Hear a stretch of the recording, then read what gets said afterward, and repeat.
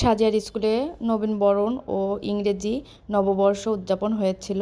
তো সেখানে গিয়ে কী কী করেছিলাম সেটাই আজ আপনাদের সাথে শেয়ার করব। হ্যালো এভরিওয়ান, আসসালামু আলাইকুম। সবাই কেমন আছেন? আলহামদুলিল্লাহ, আমরা সবাই ভালো আছি। এই যে স্কুল মাঠে দেখতেই পাচ্ছেন অনেক অনেক চেয়ার দেওয়া আছে, আর কিন্তু সবাই চলে এসেছে। আর এখানে বড় একটা কেক রাখা আছে, আর কিন্তু স্টেজটা দেখুন অনেক সুন্দর করে বেলুন দিয়ে সাজিয়েছে। আর সাজিয়া এখানে চেয়ার পেতে বসে আছে। এখন কিন্তু কেক কাটাকাটি হবে, তারপর বাচ্চাদেরকে কেক দিবে, আর বাচ্চারা কিন্তু কেক খেয়ে নেবে।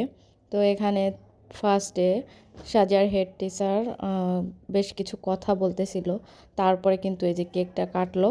এই ভিডিওটা কিন্তু জানুয়ারিতে করা, তবে ভিডিওটা এডিটিং করা একটু লেট হয়ে গিয়েছে, যেহেতু ওইভাবে সময় দিতে পারতেছি না, এর জন্য কিন্তু একটু দেরি হয়ে গিয়েছে।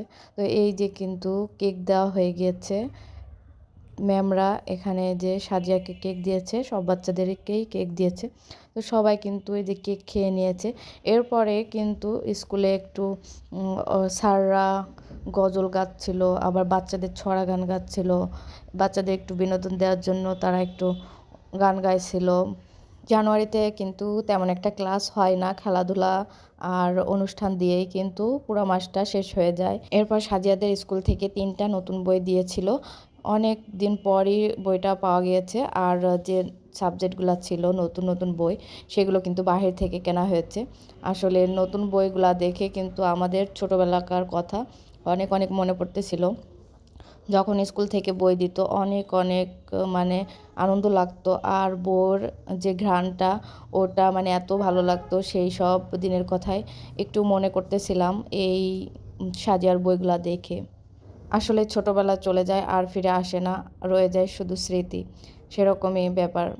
এই যে সাজিয়ারা এই স্কুল থেকে অন্য স্কুলে যাবে, তারপর বড় হবে, ওরাও একদিনকে এগুলো অনেক অনেক মিস করবে।